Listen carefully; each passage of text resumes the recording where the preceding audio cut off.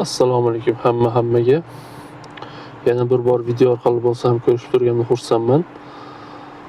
Xabarlaring bor, men 2-3 yildir shu Turkiya davlatida O'zbekiston davlatidan davolanishga kelganlar uchun tarjimonlik ishini qilyapman.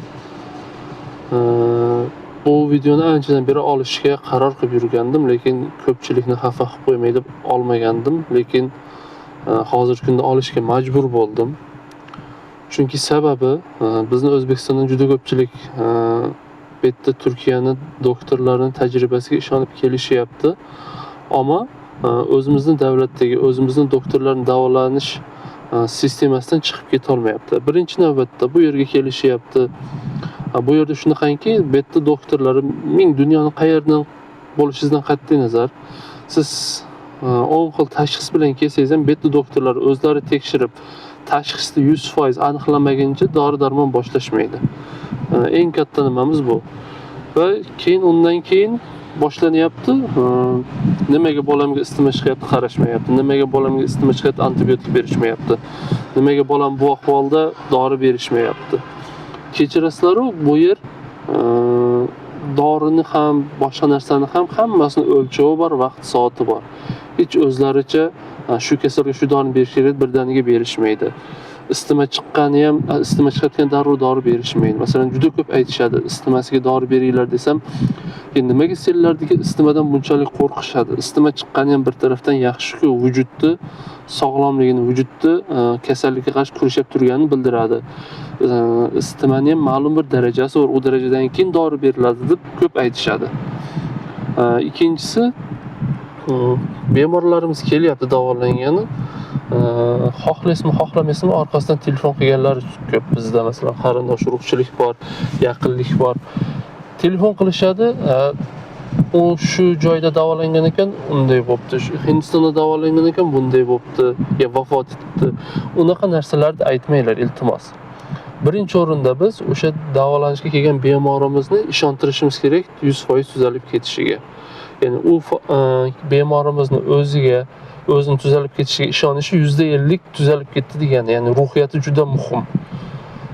Ammo juda ko'pchilik keladi, bu yerda doktorlardan, hamshiralardan mamnun bo'ladi. Hali tilini tushunmasa ham kulib gapirishadi, yaxshi gapirishadi. Mana hozir yaqinda Kamronbek degan ukamiz davolanishga kelgan oqqon kasalligi bo'yicha. Yaqinlari kim bilmayman aytishmadi menga, iltimos orqadan telefon qilib bo'lar-bo'lmas gaplarni gapirmanglar. Bilmasalaring umuman gapirmanglar. Birinchi kelganda so'rashyapti, qovurg'adan ilik olib, donordan qovurg'adan ilik olib, uni qovurg'asidan kuyadi ilikka. Ilik ko'chirish degan unaqa narsa emas, birinchidan. Undan keyin yana bittasi telefon qilishibdi, rosa so'radim. Kim aytdi sizlarga dedim, aytishmadi. Ilik ko'chirtirsang sen 3 yildan ortiq yasha olmaysan debdi. Sizlar qanaqa qilib bu bolaga sizlar telefon qilib buni aytayapsizlar? Sizlar qayerda ko'rdilaring bunaqa narsani? Kasallikning ming xil turi bor. Nima keragi bor buni qilib? Yoki ikkalayni yonma-yon yotqizadi, sening qon tomiring ulab, uni qon tomiri ulab qon beradi. Bunaqa narsalar qayerda bor? Qayerda eshitgansizlar? Kerak emas bunaqa narsa. Mana kechagi videoda ham atayna doktordan shu ikki narsani ham so'raganman. O'zim bilsam ham doktorning og'zidan eshitsin deb. Ilik ko'chirish qanaqa bo'ladi deb so'radim, doktor tushuntirdi. Kechagi videoda ham bor. Onadan qonni olamiz, donor onasi bo'lyapti. Onadan qonni olamiz, bitta apparatga bog'laymiz. U apparat Kamronbek uchun kerakli bo'lgan hujayralarni to'playdi degan. Ya'ni Kamronbekning qonida qaysi hujayralar kam, qaysi hujayralar ishlab chiqarilmaydi, o'sha hujayrani o'sha apparat to'playdi onasidan olingan qon bilan.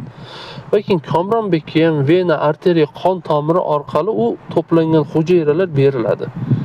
U siz aytgan u ilik, suyakning ichidagi ilikni olib, uni suyagini ichidagi ilikka qo'shish emas, ilik ko'chirish. Keyin sizlar qayerdan ko'rdilaring? Umrni beradigan ham, jonni oladigan ham Alloh. O'zimizni yaqinimiz dedi, ammo kimligini aytmadi. Qayerdan bilasiz siz ilik ko'chirgandan 3 yil yashashini? O'zimizni Farg'ona viloyati Rishton tumani Bo'jay qishlog'ida 3 yil oldin 3 yoshli bolachamiz ilik ko'chirish operatsiyasini boshlab o'tkazgan. O'zining ukasidan olishib berishgan. 3 yildir hech nima bo'lgan yo'q-ku, sog'lom yurishibdi-ku. Sizlar qayerdan bilasizlar 3 yil yashashini? Keyin ba'zi narsalar bizning davlatda to'g'ri mumkin emasdir, lekin bu yerda mumkin ko'p narsa. Bu yerda tibbiyot rivojlanib ketgan. yoki bo'lmasam shu donorlikda men otasiga ham aytdim, siz ham qon topshiring desam, yo'q, men 2 yoshimda sariq kasal bo'lganman dedi. O'shani ham doktordan kirib so'radim, sariq kasal bo'lgan ekan, gepatit deymiz. Gepatit bo'lgan ekan desam, hozirgi kunda problem emas, ya'ni ilk ko'chirish degani donor shu to'g'ri keldi, onasi keldi, yotkizinglar, olinglar, kuyinglar emas. 1 oy davomida, 1,5 oy davomida onasini karantinda saqlashadi. Butun boshli kasalliklarga qarshi emlashadi onasini. Emlashgandan keyin hattoki shunaqaki tishini chirigi ham qolmaydi. Tishini ham davolashadi kerak bo'lsa, u qonini olishdan oldin. Butun boshli kasalliklarga qarshi emlab, davolab olgandan keyin qonini olib donor qilishadi. U to'g'rima-to'g'ri seni tushdir, davay, sen donorsan deyishmaydi. Bilib bilmay telefon qilib gapirmanglar, ruhiyatni tushirmanglar. Na bir guruhda, Telegram guruhida yozinglar. Kayfiyatni ko'taringlar, duo qilinglar. Iltimos sizlardan. Men bu Kamronbekning kayfiyatini ko'tarish uchun nechta tanish o'zbekistonliklar bo'lsa, iltimos qilaman, o'tib ko'rib qo'yinglar. Sen shu begona davlatda ham shu o'zbeklar bor ekan degan narsa bo'lsin. Men onamni olib bordim. Ayolim bilan boryapman kerak bo'lsa. Haftada 2-3 kun ishdan qaytishda ham tushyapman. Nima kamingiz bor? Meva-cheva yeysizmi, suvmi ichasiz, qatiqmi ichasiz, ayronmi ichasiz? Osh yegingiz kelsa uydan osh qilib olib boryapmiz. O'zini uydek, o'zini vatandek his qilsin deb hamma harakatni qilyapmiz. Lekin O'zbekistondan telefon qilishyapti. Shu odam shunaqa ekan, shunaqa bo'ldi. Bu odam bunaqa ekan, buni. Endi sizga nima? Alloh shunaqa umr bergandir, shunaqa hayot bergandir. Uni nimaga bu bola bilan qiyoslayapsizlar? Nimaga solishtiryapsizlar? Umuman unaqa yomon narsalarni gapirmanglar. Yaxshi narsalarni gapiringlar, duo qilinglar. Bitta Kamronbek uchun gapirmayman. Butun davolangan kelganlar uchun. Nechtasi kelib ketdi, nechtasi yana kelmoqchi. Iltimos sizlardan. Birinchi o'rinda ruhiyatini yaxshilab olishimiz kerak bemorimizni tuzalish uchun. O'ziga bo'lgan ishonchini kuchaytirishimiz kerak. Doktor ham aytayapti. Buni qanchalik o'zini tuzalib ketishiga ishontirsak deyapti. 50% sog'aygani o'sha bolani deyapti, bemorni. Shu ishni qilaylik, keling, gruppada bo'lsin yoki o'zingizmi telefon qilasiz, boshqa hammaga tegishli bu. Ruhiyatni tushirmaylik, iltimos. Juda ko'p shu ahvollarda qiynalib qo'yapti yoki deydi, boshqa narsani eshitish bo'ladi O'zbekistondagi betkiga betda aytishadi.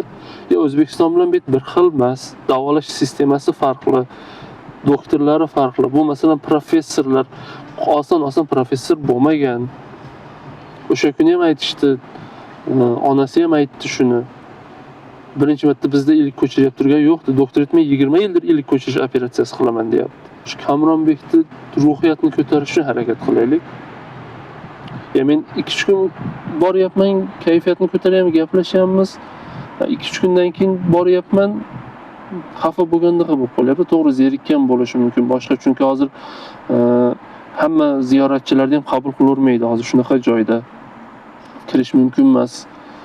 Faqat men kira olaman xolos, men tarjimoniman deyman, kirib chiqa olaman xolos, boshqalarni kirgizishmaydi. Balki o'shaning uchun ham kayfiyat tushgandir, ammo yanada telefoni bor, telefon orqali guruhda o'zi bilan gaplasha olmasalaring ham shu Telegram guruhiga yozib kayfiyatni ko'tarib tursalaring bo'ladi, duo qilib tursalaring bo'ladi.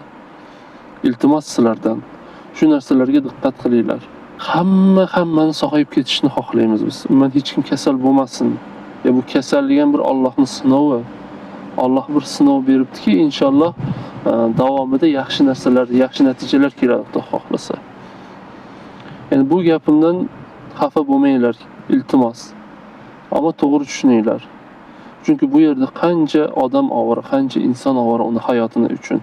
O'zimizdagilar telefon qilib, bu odam shunday bo'libdi, bu odam bunday bo'libdi deyish noto'g'ri narsa. Bu bolaga umuman unaqa yomon narsa haqida gapirish mumkin emas. Faqat yaxshi narsa gapirishimiz kerak.